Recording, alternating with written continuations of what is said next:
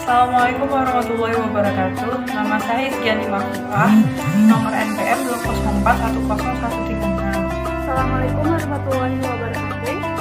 Saya Dinda Ismihan dengan nomor NPM 20411147. Perkenalkan, nama saya Dinda, NPM 204101138. Pengertian akidah atau iman. Akidah adalah kumpulan kepercayaan yang harus diyakini. Akidah berada di luar diri kita. Akidah berbeda dengan iman, di mana pengertian iman adalah sesuatu yang harus diyakini. Pengertian akidah secara etimologi atau secara bahasa didefinisikan sebagai berikut. Akidah berasal dari kata dasar al-aqdu yang mempunyai arti ar-rabt atau ikatan. Al-ibromal ihkam, pengesahan, penguatan. At-tawathuq, atau menjadi kokoh, kuat. Asyaddu bikuwah, atau pengikat dengan kuat. At-tamasuk, atau pengokoh. Dan al-itsbatu, atau penetapan. Selain itu, akidah juga mempunyai arti al-yaqin, atau keyakinan, dan al-jasmu atau penetapan. Dengan kata lain, akidah adalah iman yang sesuai kenyataan, tidak menerima keraguan ataupun prasangka bagi orang yang meyakininya.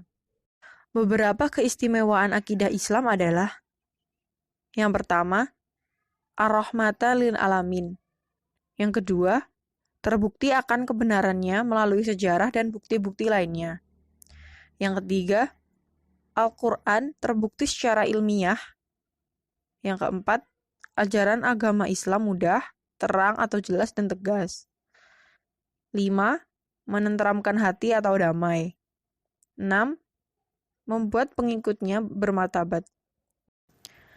Pengertian Ahlus Sunnah wal Jamaah. Ahlus Sunnah wal Jamaah sering disingkat dengan ASWAJ. Adalah orang-orang yang mengikuti sunnah Rasulullah SAW dan berada dalam golongan jamaah kaum muslimin. Ahlus Sunnah wal Jamaah sering disebut kelompok Sunni di kalangan umat Islam, fis Syiah. Polarisasi ini keliru karena Syiah bukan Islam. Secara bahasa, istilah Ahlus Sunnah wal Jamaah terdiri dari 3 kata. Ahlu atau ahli, sunnah, jamaah. Ahli artinya orang yang mahir, menguasai, paham sekali dalam suatu ilmu. Sunnah secara bahasa berasal dari kata sanna yang artinya jalan. Jamaah berasal dari kata bahasa Arab yang memiliki arti berkumpul. Jamaah menurut istilah dapat diartikan sebagai pelaksanaan ibadah secara bersama-sama yang dipimpin oleh seorang imam. Misalnya jemaah sholat, jemaah haji, dan lain-lain. Jadi, Ahlus Sunnah wal Jamaah atau golongan yang menjalankan sunnah Nabi Muhammad SAW dengan penekanan pada peneladanan peri kehidupan Nabi Muhammad SAW. Ciri-ciri Ahlus Sunnah wal Jamaah. Menurut Imam Ahmad bin Hambal, sifat Ahlus Sunnah wal Jamaah antara lain: yang pertama, beriman kepada Allah SWT dan Rasul-Nya. Kedua, mengakui atau mengimani semua yang dibawa para nabi dan rasul. Ketiga, mengetahui hak yang salaf yang telah dipilih oleh Allah untuk menyertai nabinya. Yang keempat, mendahulukan Abu Bakar, Umar, dan Utsman, serta mengakui hak Ali bin Abi Thalib, Zubair, Abdurrahman bin Auf, Sa'ad bin Abi Waqqas, Sa'id bin Zaid, bin Amr bin Nufail, atas para sahabat yang lain. Merekalah 9 orang yang telah bersama-sama Nabi Muhammad berada di Gunung Hira. Yang kelima, sholat berjamaah dan Jumat bersama semua pemimpin, baik yang taat maupun zalim.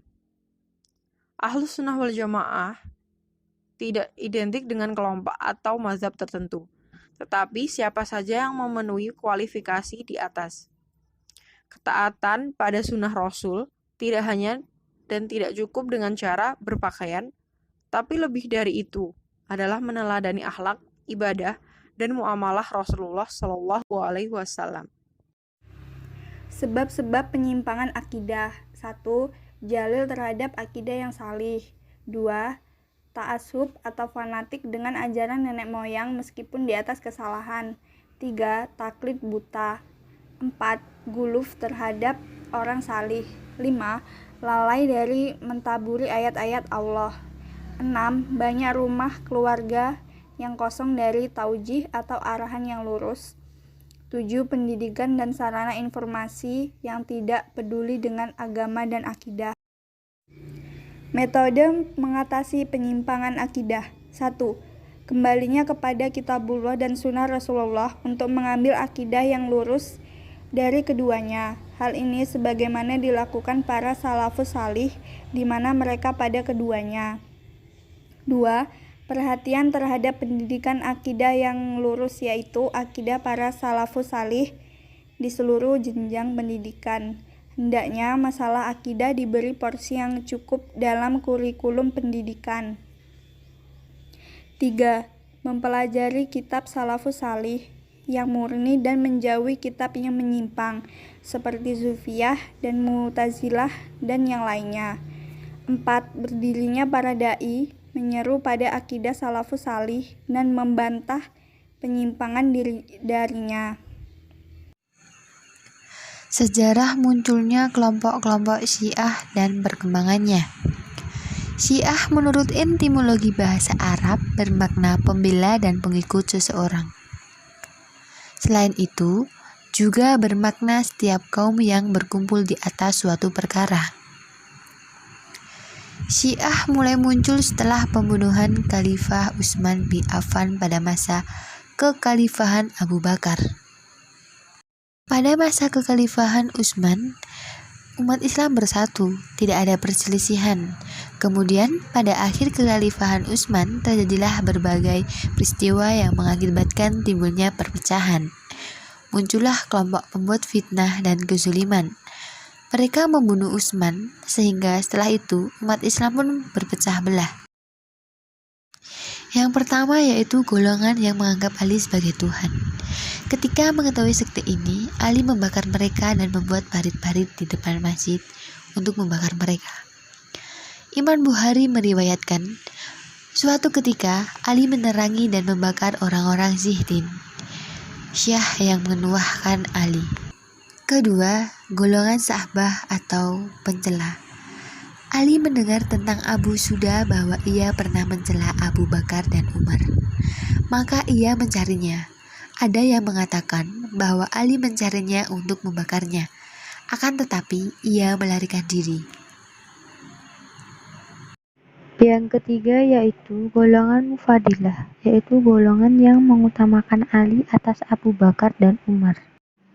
Dalam sejarah Syiah mereka terpecah menjadi 5 sekte. Yang utama, 1. Kaisaniyah, 2. Imamiyah, ketiga Rafidah, dan keempat Zaidiyah, dan terakhir Gulat dan Ismailiyah.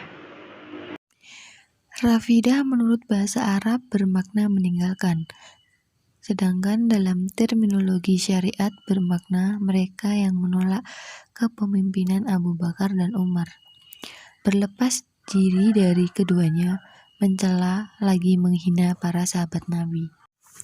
Abdullah bin Hambal berkata, "Aku telah berkata pada ayahku, siapa Rafidah itu?" Maka beliau menjawab, "Mereka adalah orang-orang yang mencela Abu Bakar dan Umar." Sebutan Rafidah ini erat kaitannya dengan Zain bin Ali bin Husain bin Ali bin Abu Thalib dan para pengikutnya. Ketika memberontak kepada Hisman bin Abu Malik bin Marwan di tahun 121 Hijriah. Pencetus paham Syiah ini adalah seorang Yahudi dari negara Yaman yang bernama Abdullah bin Sa'bah Al-Himari yang menampakkan keislamannya di masa kekhalifahan Utsman bin Affan. Abdullah bin Sabah mengenalkan ajarannya secara terang-terangan. Menurut Abdullah bin Sabah, Khalifah bin Abu Bakar, Umar, dan Utsman telah mengambil alih kedudukan tersebut. Dalam Majmu' Tafah, Abdullah bin Sabah menampakkan ekstrim di dalam memuliakan Ali dengan suatu slogan bahwa Ali yang berhak menjadi imam dan ia adalah seorang yang maksum, yang artinya dari segala dosa. Keyakinan itu dari waktu ke waktu sampai kepada menuahkan Ali bin Abi Thalib. Ali yang mengetahui sikap berlebihan tersebut kemudian menerangi bahwa mereka yang tidak mau bertaubat sebagai dari mereka melarikan diri. Abdullah bin Sabah, sang pendiri agama Syiah ini adalah seorang agen Yahudi yang penuh makar lagi buruk. Ia disusupkan di tengah-tengah umat Islam oleh orang-orang Yahudi untuk merusak tatanan agama dan masyarakat Muslim. Awal kemunculannya adalah akhir kepemimpinan Khalifah bin Affan dengan keislamannya.